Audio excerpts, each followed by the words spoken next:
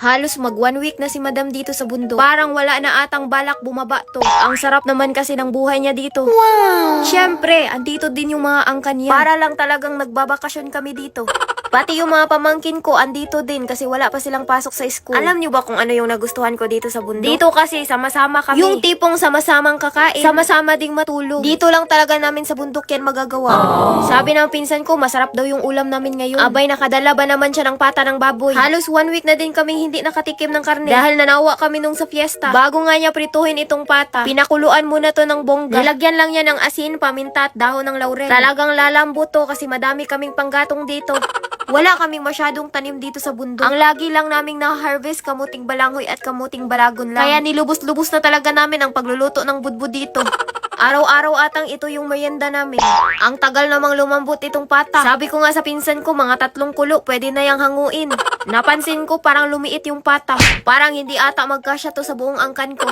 Bago prituhin itong pata ng baboy, nilagyan niya muna ng toyo at suka. Adobo na ata yung kinalabasan nito.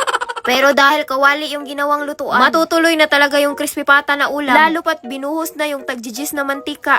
Kaya kayang pakrispihin yung pata nito yung ganito kadaming mantika? Eto na nga at nilunod na nga yung isang pata. Sa lakas ng apoy, yung kawali yung nasusunog. Hindi na nga pinatagal at binaliktad na kaagad. Wow! Akalain mo yun, crispy pata na talagang tignan. Dahil malutong na to, hinango na nga kaagad. Eto na at luto na yung isang pata. May isa pa ngang natira kaya pinirito na. Yung tagjijis na mantika lalong dumami. Sa bagay, mamantika na yung baboy. Dahil crispy na to, hinango na nga kaagad. Akalain nyo yun, nakaulam kami ng crispy pata dito sa bundok. Wow! Ewan ko kung magkasya ba to sa buong angkan ko. Paniguradong walang tapon to, pati yung kuko at buto kakainin din. Kanina pa nga to sila nag-aabang sa crispy pata. Buti na lang may kangkong kaming reserba dito. Inadobo lang namin to ng pabilisan.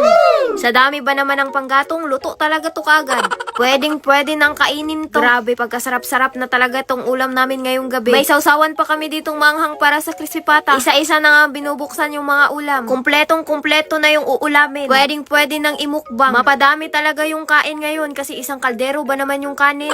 Kahit gaano pa kasarap yung ulam mo kung ikaw lang mag-isang kumain, mawawalan ka talaga ng gana ba? Kaya kami kahit kangkong yung ulam namin ngayon, okay lang basta sama-sama kami. Diba ang saya-saya lang talaga naming tignan. Kaya pag andito kami sa bundok, ang sarap-sarap talaga ng kain yung ko. Tipong kaya ko nang ubusin tong isang pata na to. Nagmumuka na talaga akong patay gutom dito ba? Kahit mainit-init pa, kinamay na ni Madam. Nilantakan na nga ni Madam yung buto ng pata. Puro kain na nga lang dito si Madam sa bundok, mukhang gutom pa. Ang sarap-sarap din ng kain ng mga angkan ko, oh. Sa sobrang sarap, buto na yung naiwan ng pata. Pero tuloy pa din kami sa paglamon dito. Parang kakainin pa ata ng uncle ko pati yung buto.